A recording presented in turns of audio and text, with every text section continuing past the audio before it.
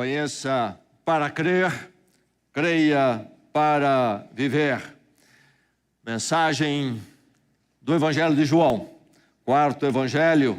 Temos pensado nesta mensagem de João e continuaremos pensando. Foi escrito este Evangelho com este objetivo, de tornar Cristo conhecido, Deus em Cristo conhecido, para que pudéssemos crer e, crendo, encontrássemos a vida com Deus, a verdadeira vida. E ninguém encontrou vida ainda até que encontre a vida com Deus, vida de verdade. Conheça para crer, creia para viver. Hoje vamos focar no capítulo 17, vamos olhar do verso 20 até o verso 26. É a palavra do Senhor para o seu coração nesta noite. Este evangelho diz claramente porque ele foi escrito. Já no final dele, o autor estabelece, informa o propósito deste evangelho. Diz assim nos versos 30 e 31, Jesus realizou na presença dos seus discípulos muitos outros sinais miraculosos que não estão registrados neste livro, mas estes foram escritos para que vocês creiam que Jesus é o Cristo, o Filho de Deus, e crendo tenham vida em seu nome. Esta é a razão deste evangelho e então desta porção que vamos focar nesta noite. Hoje então no capítulo 17, do verso 20 ao verso 26. Mas o que é que nós temos no capítulo 17 de João? Já chegou a hora de Cristo, a hora da prisão e da crucificação. O capítulo 17 é parte da conversa do encontro longo naquela noite difícil. É a última noite, a noite em que Jesus estabelece a mesa do Senhor. Em poucas horas será preso. Estão naquele salão, naquele cenáculo reunido ele e seus discípulos. E há uma conversa longa, começa no capítulo 13. E no capítulo 17 é o final desta conversa naquela sala, naquela noite. E Jesus conclui com uma oração. A oração de Jesus mais longa que temos nas Escrituras. É o capítulo 17 todo. Então nós vamos focar na última parte, na conclusão desta oração nesta noite. Mas para aprendermos melhor tudo o que se passa aqui, vamos ler a oração toda, começando com o verso 1, no capítulo 17. A narrativa diz: depois de dizer isso, Jesus olhou para o céu e orou. Pai, chegou a hora, glorifica o teu filho para que o teu filho te glorifique, pois lhe deste autoridade sobre toda a humanidade para que conceda a vida eterna a todos os que lhe deste. Esta é a vida eterna, que te conheçam, o único Deus verdadeiro, e a Jesus Cristo, a quem enviaste. Eu te glorifiquei na terra, completando a obra que me deste para fazer, e agora, Pai, glorifica-me junto a ti, com a glória que eu tinha contigo antes que o mundo existisse. Eu revelei teu nome àqueles que do mundo me deste. Eles eram teus, tu os deste a mim, e eles têm obedecido à tua palavra. Agora, eles sabem que tudo que me deste vem de ti, pois eu lhes transmiti as palavras que me deste, e eles as aceitaram. Eles reconheceram de fato que vim de ti e creram que me enviaste. Eu rogo por eles, não estou rogando pelo mundo, mas por aqueles que me deste, pois são teus. Tudo o que tenho é teu, e tudo o que tens é meu.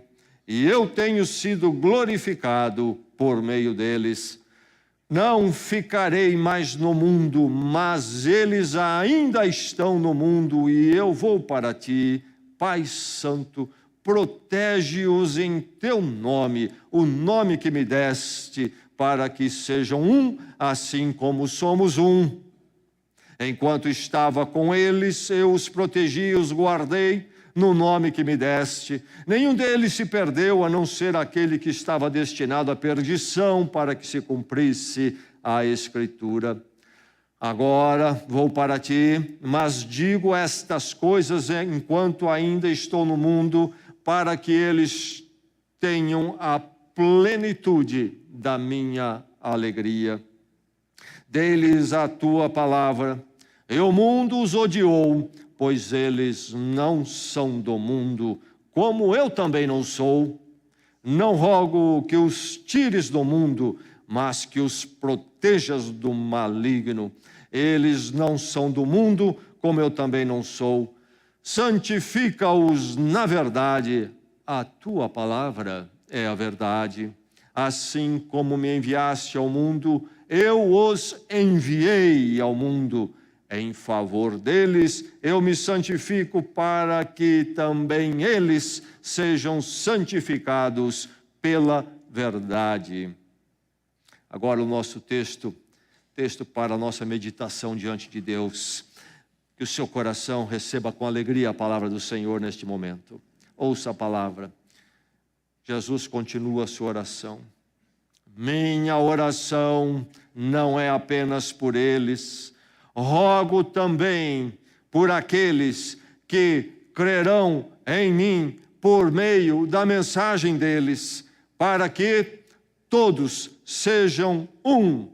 Pai, como tu estás em mim e eu em ti, que eles também estejam em nós, para que o mundo creia que tu me enviaste. Dê-lhes a glória que me deste, para que eles sejam um, assim como nós somos um.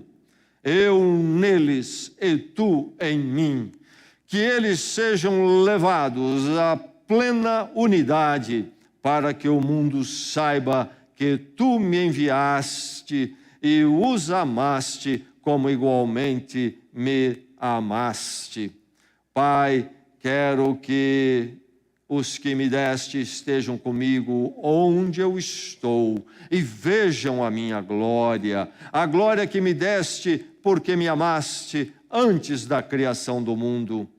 Pai justo, embora o mundo não te conheça, eu te conheço, e estes também que me enviaste.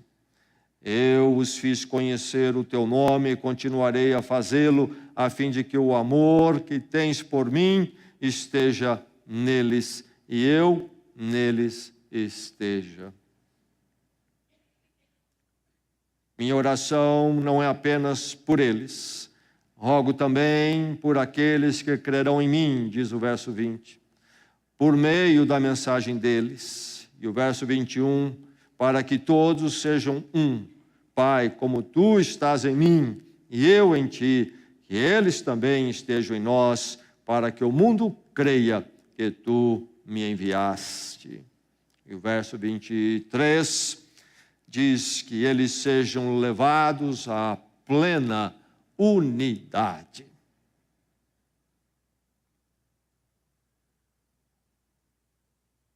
De férias, no banco de trás eu tinha 2 companheirinhos, 2 netos, Abel e Lorenzo. 2 anos e pouco, 5 anos. Estávamos animados, alegres, férias, todos nós juntos. E de repente, um deles, uma voz pequenina, disse: eu vou orar. Sempre procuramos incentivar. Que bom, o neto ficou espiritual. Ora então. De repente, a outra vozinha disse: não, eu vou orar. E o outro retrucou: é eu que vou orar, eu falei primeiro. E o outro diz: não, eu vou orar. E começou então o debate, o argumento, porque um queria orar, o outro queria orar, e estava ali a porfia estabelecida, quase uma guerra. Eu fiquei pensando, puxa vida, quantas vezes a Igreja de Cristo é assim, dessa forma. Brigando até pela oração. Quantas vezes os filhos de Deus agem de forma tão imatura inclusive se dividindo por aquilo que deveria ser exatamente a essência da unidade entre eles. Quem é que vai orar? Quem é que vai ser? Quem vai fazer? Eu.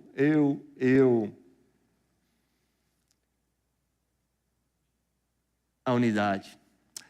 Esse é um desafio que persegue o ser humano em toda a sua história. A chamada filosofia, e que se refere à chamada filosofia ocidental, começa, entende-se lá com Tales de Mileto, 6º, 7 séculos antes de Cristo. E Tales é o primeiro que tenta buscar aquilo que seria a essência, que então estabeleceu uma unidade em tudo. Por quê? Porque o ser humano e o mundo é composto de uma diversidade. Sabemos disto. Sim, diversidade de coisas, de seres, diversidade para todo lado. E diversidade, inclusive, dentro de certos conjuntos, categorias, como, por exemplo, diversidade, inclusive, entre os seres humanos, homem e mulher, altos e baixos, morenos e claros, etc. E a questão toda é, se há uma diversidade, há alguma forma de se trazer isto a uma unidade, a uma coerência, a um sentido, ou é tudo um desconexo, desagrupado, sem nenhum sentido, nenhum ponto de convergência? E lá estava Tales se levantando o primeiro esforço, fugindo de qualquer orientação politeísta, e dizendo, penso que é a água. A água seria, então, este elemento comum a tudo e dá, então, formação a tudo mais. E a filosofia nasce dali, e o esforço dos filósofos é para encontrar, então, alguma forma da unidade, e nós sentimos como humanidade isto de forma muito mais necessária e urgente para nós. Enquanto humanidade, é possível a humanidade caminhar junto e ser uma, ou somos destinados a uma eterna dissensão, desarmonia em todos os lugares e em todos os sentidos? Há uma condição para a unidade ou não existe? Jesus Cristo toca aqui nesta questão tão fundamental e essencial. Então, quando nós vemos esses versos dessa oração de Jesus, estamos diante de uma questão suprema e não superficial, periférica. É possível unidade na sua família? É possível unidade no seu casamento? É possível unidade na sociedade? E, finalmente, é possível unidade na igreja? Jesus fala sobre unidade. E ele vai falar sobre unidade ao seu povo, como algo que deve ser e não como um opcional. Esse assunto da unidade é enfático. Já no verso 11, Jesus falou que eles sejam um. Nós lemos novamente nesta noite e meditamos sobre esse texto nos domingos passados. Mas ele volta ao assunto agora nesses versos que nós lemos, 20 a 26, 3 vezes. Ele vai tocar nessa questão de ser um e falar da unidade. Nós vivemos um tempo do individualismo. O tempo atual, moderno e pós-moderno, é o tempo do individualismo. Eu entro em qualquer coisa ou fico em qualquer coisa enquanto me interessar. E não quero que ninguém me peça nada além disto. Estou no matrimônio, inclusive, enquanto me interessar. E quando o matrimônio me interessar mais, eu estou fora. E assim com tudo mais. A identidade é eu mesmo. Isto foi um rompimento com uma atitude da humanidade antes, quando então o coletivismo é que prevalecia. O indivíduo não tinha importância, o que importava era a coletividade. A identidade do sujeito estava em fazer parte da coletividade. Então, a tradição que mantinha a coletividade e a coletividade, a tradição é que imperava. O indivíduo vinha em segundo plano. E aí nós temos as duas possibilidades, prevalecer da coletividade e prevalecer da individualidade. Uma coletividade que afoga e o ser humano criado por Deus não tem uma primazia. E aqui uma primazia dada do ser humano que dispensa qualquer possibilidade de andar junto e ter uma coletividade. Jesus Cristo propõe algo diferente. Ele propõe a unidade aqui, sim. Mas a unidade em Cristo, Deus em Cristo. Onde o ser humano não é colocado abaixo. Pelo contrário, Cristo morreu por cada um. Mas não para o individualismo, mas para uma unidade, porque é em Cristo.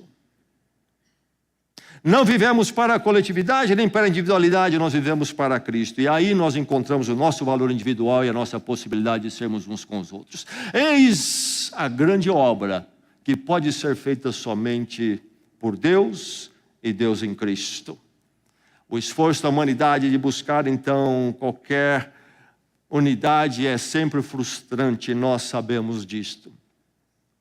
Se você visitasse as Nações Unidas há uns 30 anos atrás e então fizesse lá uma turnê guiada por um Cicerone ali que explicaria as coisas, ele teria ousadia de dizer para você, olha, essa instituição foi fundada de tanto sucesso que em uns 15, 20 anos não terá mais guerras no mundo. Você iria ouvir isso lá nas Nações Unidas. Os esforços humanos para fazer uma obra à parte de Deus, sempre frustrantes e não chegam aos seus objetivos. A verdade é que Jesus ora dizendo que todos sejam um, que todos sejam um, pensando nos seus discípulos, que todos sejam uns, esses que estão aqui, diz ele no verso 20, e aqueles que vão crer no futuro através da mensagem deles. Como eu e você ouvimos a mensagem de João e cremos, muitos de nós aqui. Jesus orou então por aqueles dali e por aqueles do futuro, em toda a história onde o evangelho for pregado. Que todos sejam um. Jesus fala de uma unidade possível nele, através dele, na igreja de Jesus Cristo. A verdade então desse texto para a sua vida nesta noite é esta: Cristo o coloca na unidade dele. Você já está nessa unidade? Cristo o coloca na unidade dele, mas para um objetivo muito definido. Cristo o coloca na unidade dele para testemunho no mundo ou diante do mundo. Nunca se esqueça disto. Rogo também por aqueles que crerão, não somente por esses, que eles também estejam em nós, para que o mundo creia que tu me enviaste, para que todos sejam um, diz ele no verso 21, para que todos eles sejam um, para que o mundo creia que tu me enviaste. E no verso 23, que eles sejam levados à plena unidade, para que o mundo creia, ou para que o mundo saiba que tu me enviaste e os amaste, como igualmente me amaste. Então nós percebemos que a unidade da igreja, esta unidade, eu ser um com você, você comigo, não é um luxo, mas é uma necessidade para o mundo crer. Ela é necessária para o mundo crer. Ou nós haveremos de ser um e a igreja será uma, ou o mundo não vai crer. É o método de Jesus, o método único para que o mundo creia, uma finalidade muito definida, que é o testemunho diante do mundo. Que testemunho é este? A unidade em Cristo. Testemunho, então, de Cristo Messias, para que o mundo creia que me enviaste, diz ele. Quando nós somos um e um em Cristo, nós somos um testemunho de que Cristo veio, Deus veio em Cristo, morreu por nós, nos amou, nos chama ao arrependimento, ao perdão. Nós estamos propagando o Messias, a obra de Cristo, a salvação de Deus em Cristo, quando nós somos um, porque se somos um, esse um é um reflexo da obra dele, da vinda dele, de Deus tê-lo enviado e ele ter tocado nossas vidas, e aí somos um testemunho ao mundo. Se não somos um, não somos um testemunho ao mundo. Cristo coloca nesta unidade para um testemunho diante do mundo. Quando nós falhamos nisso, falhamos no testemunho diante do mundo. Essa unidade demonstra, então, a ação e o poder da glória de Jesus Cristo. Dei-lhes a glória que me deste, para que eles sejam um, diz o verso 22. No Evangelho de João, a glória de Cristo precisa ser bem entendida e ela até nos choca. O que é a glória no Evangelho de João? Quando Jesus fala sobre a glória dele, ou fala sobre ser glorificado, ele começa a sua oração dizendo: Pai, chegou a hora, glorifica o teu filho. Mas que hora é essa? Que glória é essa? É a cruz, a morte vergonhosa e dolorida, a miserável morte que uma pessoa podia enfrentar. Ali o mundo tem a sua hora, toma Cristo e o coloca na cruz. Mas quando o mundo, dirigido pelo maligno, parece ter a sua vitória, massacrando Jesus ali, na verdade, Deus, que nunca fica encurralado, nunca perde nenhuma situação, poder absoluto, reverte aquilo em vitória e glória, porque quando o mundo, dirigido pelo maligno, crucifica Cristo, Cristo morre pelo pecador e pode resgatar o pecador, então, das mãos do maligno. É a glória de Cristo, ele é exaltado sobre todo o poder das trevas. E ali inicia então a sua igreja e propaga o seu reino eterno, seu domínio eterno. Então, dei-lhes a glória que me deste.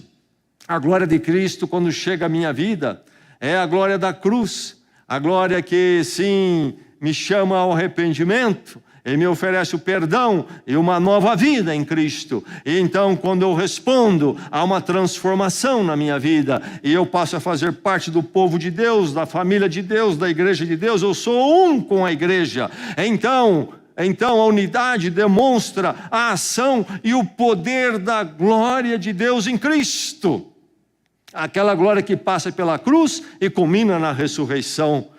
Nosso Salvador vive eternamente. Mas também, quando nós vivemos, então, manifestando esta glória que fala do poder da cruz, do Cristo ressurreto, esta unidade nossa manifesta a justiça de Deus. No verso 25, ele ora: Pai justo, e vamos encontrar esta forma de tratamento para com Deus no Novo Testamento somente aqui. Pai justo, falando de Deus, falando com Deus. Cristo diz: Pai justo. E ele continua: embora o mundo não te conheça, eu te conheço, e estes sabem que me enviaste. Eu os fiz conhecer o teu nome, e continuarei a fazê-lo, a fim de que o amor que tens por mim esteja neles.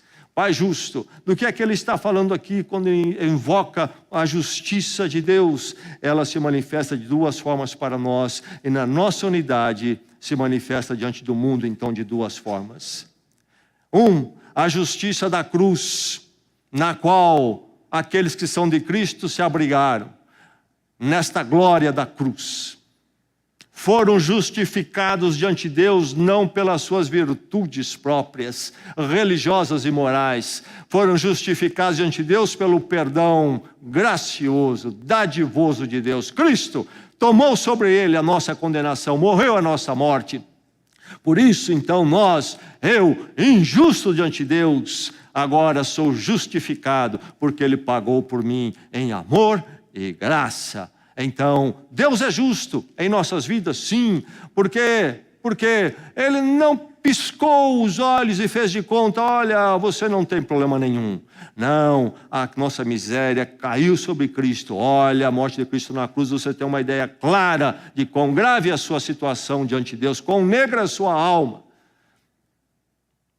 Mas a justiça de Deus foi satisfeita, e nós nos abrigamos dessa justiça que nos é dada e que não podemos ter nem merecer. Pai justo, Deus é justo. Sim, não deixou para lá o nosso erro e o nosso pecado. A justiça dele se cumpriu por nós em Cristo.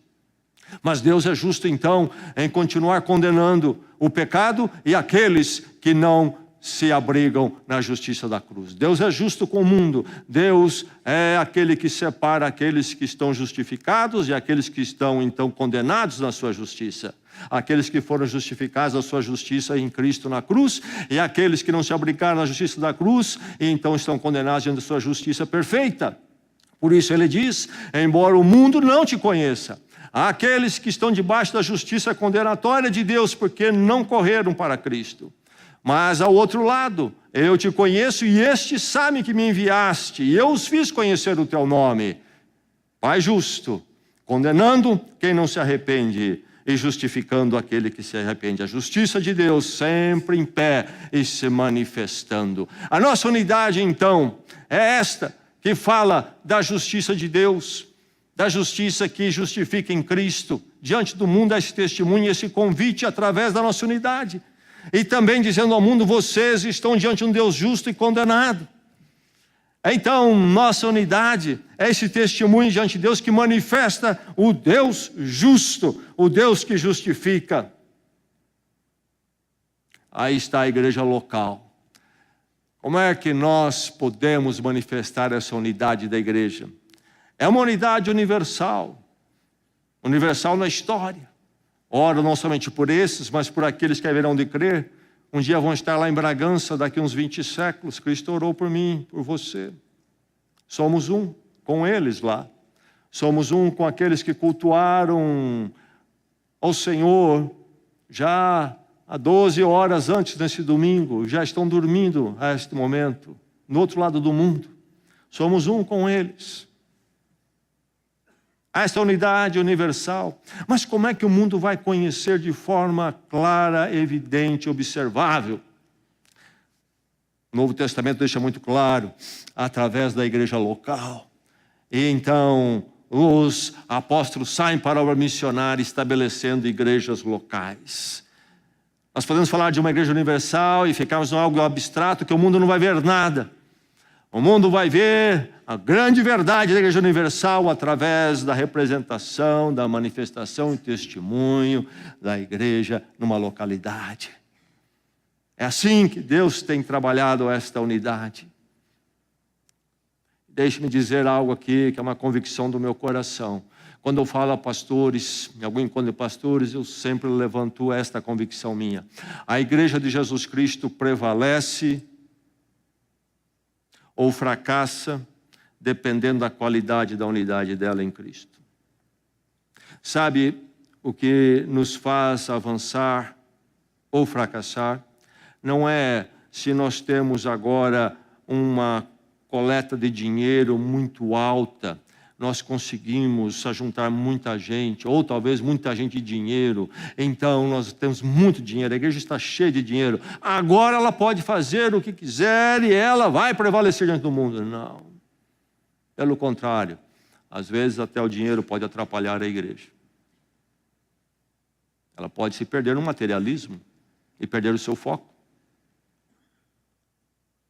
A igreja vai prevalecer porque agora ela tem prédios bons. A igreja vai prevalecer porque ela tem muitos instrumentos musicais. A igreja vai prevalecer porque ela agora tem gente de capacidade intelectual tremenda aqui e ali, para liderar. Pronto, agora a igreja está poderosa. Essas são medidas do mundo. A igreja prevalece na medida em que ela for uma em Cristo Jesus. Pode ser uma igreja simples, numa região simples, com poucos recursos, mas ela é um testemunho poderoso naquela comunidade onde está, e ela prevalece se ela é uma em Jesus Cristo. Um dos maiores pecados que o cristão pode fazer é partir para a dissensão com a igreja de Cristo. Jamais eu partiria para uma dissensão com a igreja de Cristo, a não ser que o fundamento do evangelho fosse rompido naquela igreja. Se aquela igreja abandonasse a base dessa unidade, o evangelho, a glória de Cristo da cruz, aí sim, porque naquele momento aquela igreja quase que deixa de ser a igreja de Cristo, ou praticamente deixa.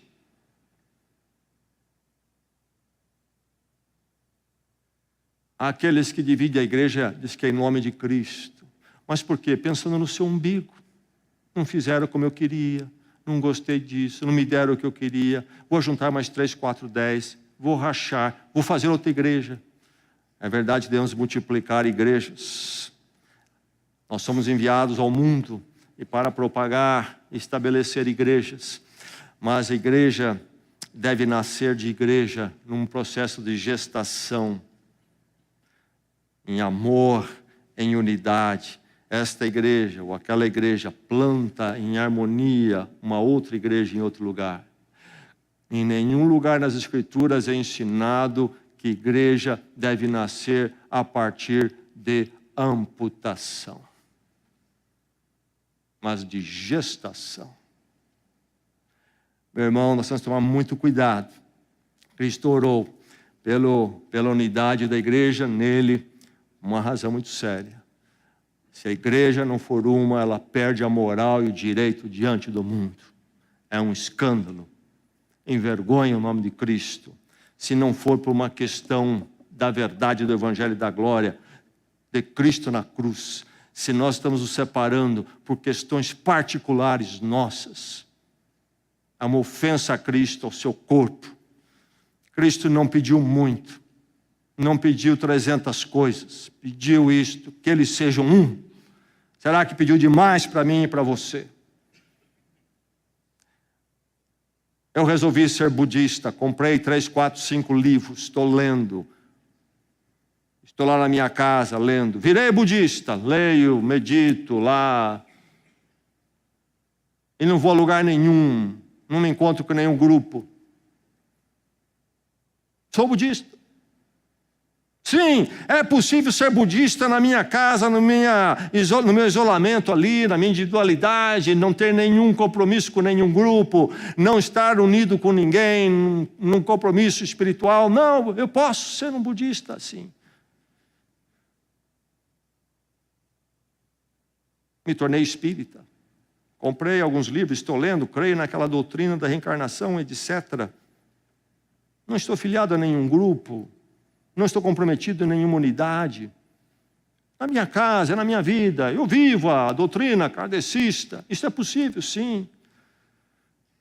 Mas eu não posso dizer que sou cristão porque eu comprei uma Bíblia, estou estudando na minha casa e lá eu fico e não faço parte de uma igreja. Que eles sejam um, a unidade é basilar na vida cristã. Ou eu estou com a igreja ou não sou cristão.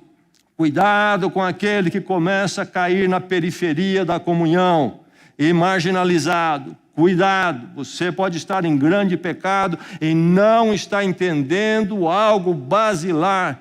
Cristo não entende cristão fora da igreja, de uma igreja local. Isto é heresia nas Escrituras. Estude o Novo Testamento. Estude o que é a igreja, o que é o corpo de Cristo. Não é um luxo. Se eu comprar um automóvel, eles vão me dizer, custa tanto. Mas se você quiser o ar-condicionado, é mais tanto. Você quer uma direção hidráulica, é mais tanto. E se eu não quiser gastar isto, eu digo, não quero. E eu levo o automóvel pelo preço do básico. E eu tenho o automóvel sem aqueles acessórios. Isso é luxo. Posso ter automóvel sem aquilo. A igreja não é acessório, não é luxo, é fundamental. A unidade, isto é, Cristo na cruz perdoa e chama para Deus, Deus nele. E então temos o ponto de convergência e das nossas diversidades chegamos a uma unidade, é o testemunho da obra de Cristo. Diante de uma humanidade dividida, rachada, desentendida, porque não tem um ponto de convergência. Levantam pontos de convergências humanos que não são suficientes e se frustram. Mas em Cristo, Deus conosco, podemos ser um, e este é o testemunho diante do mundo. O problema do ser humano, a sua desintegração, é a sua distância de Deus. Revertendo isto na cruz, na glória de Cristo, e então nele nós somos o testemunho da unidade, da possibilidade da unidade. Ruptura com a igreja é sinal de imaturidade cristã. Podemos ter muito discurso, podemos falar muito, sabermos muito, mas enquanto a prática de andar com os irmãos, como chegar à minha vida, é um amontoado de conhecimento sem nenhum benefício ou resultado, é inócuo. Cristo coloca na unidade dele para testemunho no mundo. Que isto se cumpra na vida de cada um e nesta igreja. Jamais envergonhemos, jamais o mundo olhe para nós e diga: veja, esse Cristo não tem poder nenhum realmente. Deus tenha misericórdia de nós, nas nossas misérias, limitações e atalhos, que prevaleça a graça e possibilite essa união. Cristo coloca na unidade dele. Como? Como é possível isto? Que unidade é esta? Lembre-se disto. Preste atenção. Essa unidade vem da presença espiritual dele. A presença espiritual de Cristo. Primeiro, ela é mediada por Cristo. Eu os fiz conhecer o teu nome e continuarei a fazê-lo, a fim de que o amor que tens por mim esteja neles e eu neles esteja. Esta unidade, o amor estar em nós e eu neles, Cristo fez-nos conhecido o nome de Deus. E continuarei a fazê-lo, diz ele. É mediada por Cristo, não é mediada por um esforço humano, não é mediada pelo nosso esforço, porque nós somos tão bons que nós conseguimos fazer funcionar esta unidade aqui para a glória de Cristo. Não, sem a obra dele em nossas vidas, sem ele fazer conhecer o nome de Deus a nós, não poderemos ser a unidade que ele fala aqui. É mediada em Cristo. Você já foi beneficiado pela mediação de Cristo? Já chegou à sua vida? Se não, você nunca será um com a igreja. Não é uma questão de sentar num auditório aqui e assistir uma reunião religiosa, talvez até apreciar, elogiar. Não é isto, é muito mais profundo. Quando o jovem trabalhava em São Paulo, as manhãs frias, quentes também, logo cedo pegava o ônibus, sempre superlotado. Em geral, ia em pé, e um quase pisando no pé do outro. Estávamos juntos, muito juntos, muito juntos. Éramos uma unidade? Não. Quando a porta se abria, cada um se esparramava para longe do outro. Chega de você. Não aguento mais esse ambiente aqui. Está demorando para chegar no ponto para eu descer. Espaço físico, geográfico, não é unidade. É preciso a mediação de Cristo no meu coração e no seu. Não seremos uns com os outros. Agora, note bem que Jesus ora pelo quê? Pela unidade. Que eles sejam levados à plena unidade. E nós temos muitos problemas, às vezes, com esta verdade, porque nós confundimos unidade com uniformidade. A igreja vai ser igualzinha a mim. Seremos uniformes. E a medida da uniformidade sou eu. Quando a igreja for toda do meu jeito, aí pronto, temos a unidade. Eu sou o padrão, eu quero uniformidade. Não, a maravilha da igreja é exatamente que Deus criou essa diversidade, inclusive humana, mas que Deus traz a unidade, possibilita a unidade na diversidade. Não tirando a nossa diversidade, mas em Cristo com ponto de convergência, possibilitando que diversos possam ser um. Eis a maravilha e o anseio do coração humano, já dos filósofos, realizado em Cristo. Não uniformidade, unidade. Distintos, seremos diferentes, mas encontramos em Cristo a conexão e o ponto comum. A nossa referência qual é? Jesus diz como Pai e Filho são um. Na doutrina da Trindade, Deus único, em três personalidades, mas uma unidade, sim, perfeita, não uma esquizofrenia. Entanto, ao mesmo tempo, distintos em três. Nós, ao sermos um em Cristo, Ele está dizendo, nós refletimos a verdade da Trindade. Um Deus único, mas também comunitário. Deus é a explicação da diversidade e unidade, problema que o ser humano enfrenta e tenta resolver. Deus é a resposta. Por isso Deus é amor. E nós refletimos isso, é o que Jesus está dizendo. Então há uma distinção na Trindade e há uma unidade perfeita. E nós devemos de refletir essa verdade quando somos um em Cristo. Não uniformidade, mas unidade. Unidade não administrativa. Eu sei, nós temos que ter um escritório mundial, o que vai ser o quartel-general, e de lá então vem toda a ordem e vai comandar tudo. Unidade administrativa. Cristo jamais pensou nisso. Ele não estabeleceu nenhum quartel-general, nada disso. Talvez unidade em status socioeconômico, não. Na igreja sempre haverá aquele que talvez tenha uma ascendência profissional maior, outro mais inferior. Teremos pessoas de mais posse, menos posse. Teremos igrejas em lugares afluentes, teremos igrejas nas favelas.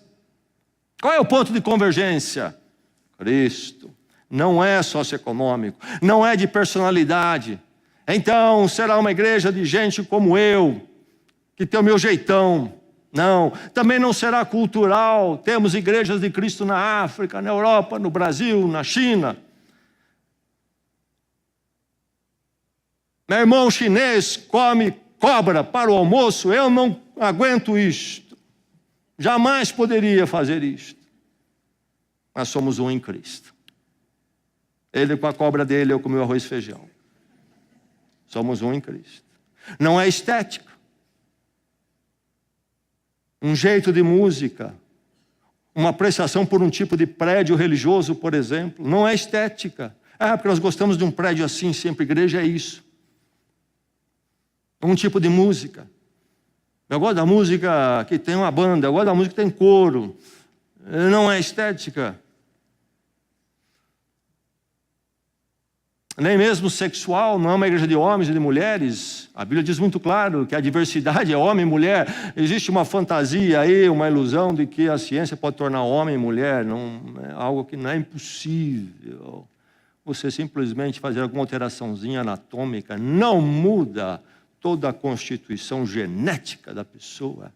A verdade é que temos homem e mulher, mas diz lá o apóstolo Paulo, em Gálatas, que na igreja não há nem homem nem mulher, no sentido que deixa de ser homem e mulher, não, que em Cristo são um, enquanto homem e mulher.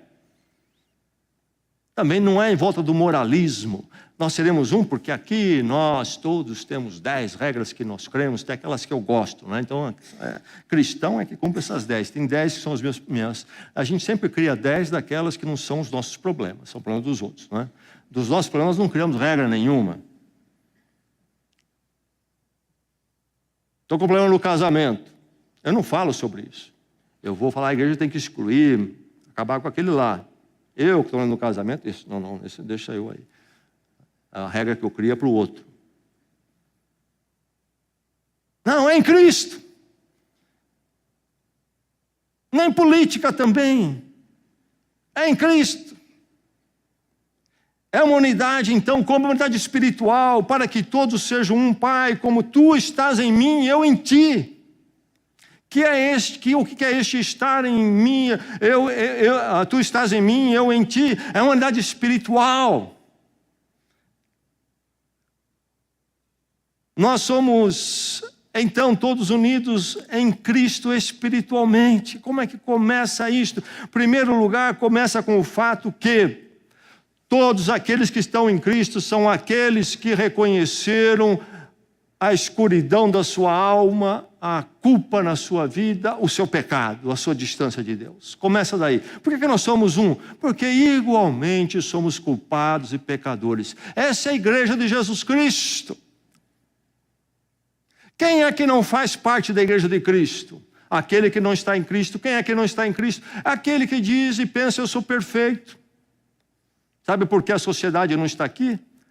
Porque ela não precisa de Cristo. Ela é perfeita, ela está em ordem.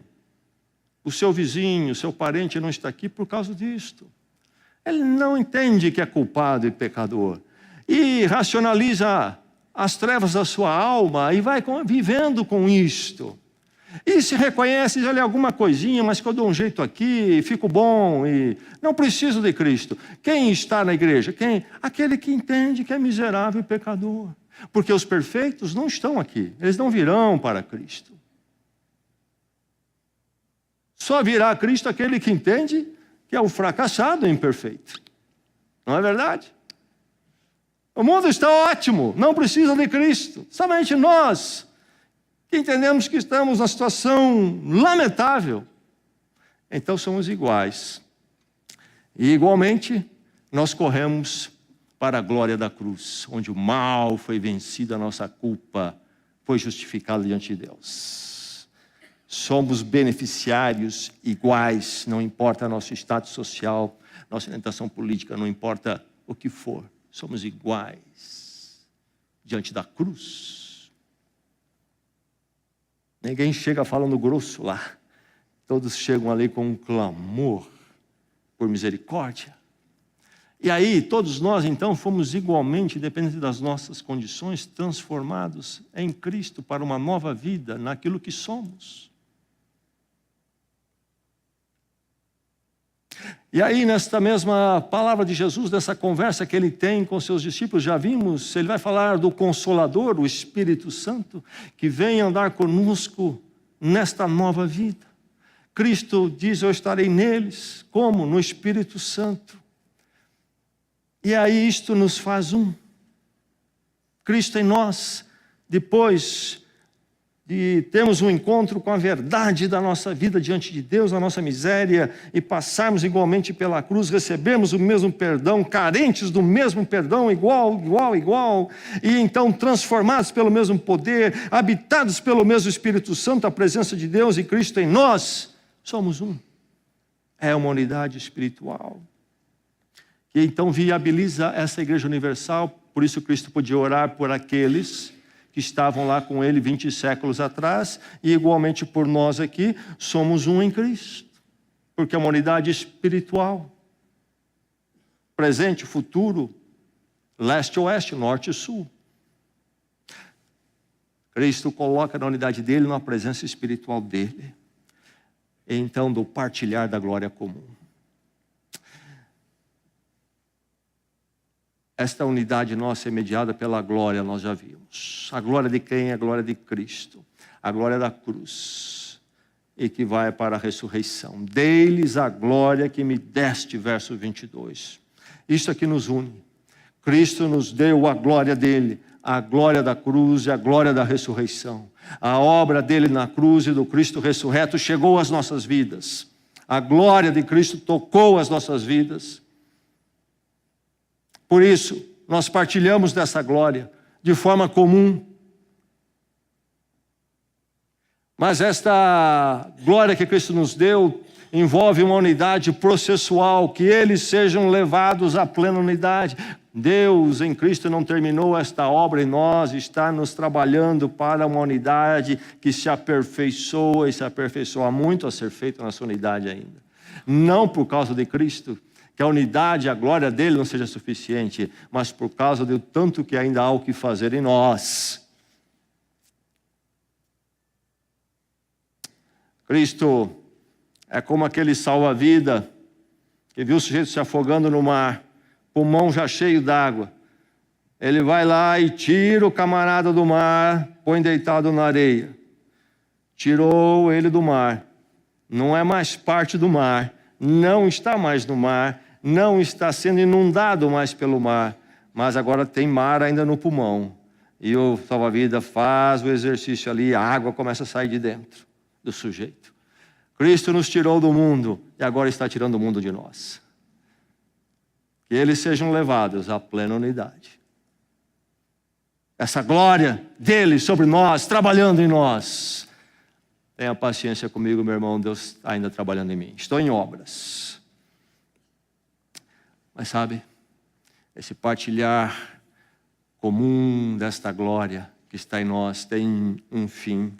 Pai, quero que os que me deste estejam comigo onde eu estou e vejam a minha glória. Que glória agora? Um pouco diferente. A glória que me deste porque me amaste antes da criação do mundo. Cristo glorioso antes da criação do mundo passou entre nós para uma de humilhação e ser glorificado na cruz, sim, mas porque era glorioso antes, ressurreto, vencedor, glorioso eternamente. E ele diz: eu quero que estes, aqueles que me deste, estejam comigo onde eu estou. Irmão, a glória de Cristo chegou a nós, por isso nós somos um, está trabalhando em nós. Mas Cristo já orou que nós vamos estar com Ele. E vemos ainda a glória que Ele tinha até antes da criação. Deus exaltado para sempre. Um dia, aqueles que são dele, um com Ele, estarão juntos, contemplando aquela glória, por toda a eternidade. Que a igreja seja um.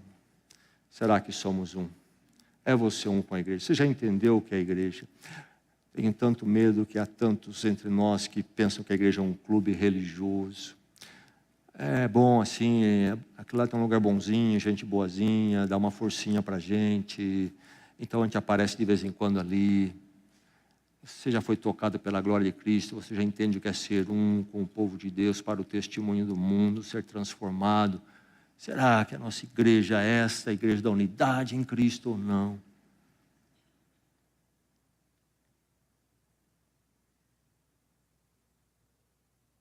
Pai, que todos sejam um. A oração do Senhor, você ouviu? Vamos orar, vamos à presença de Deus.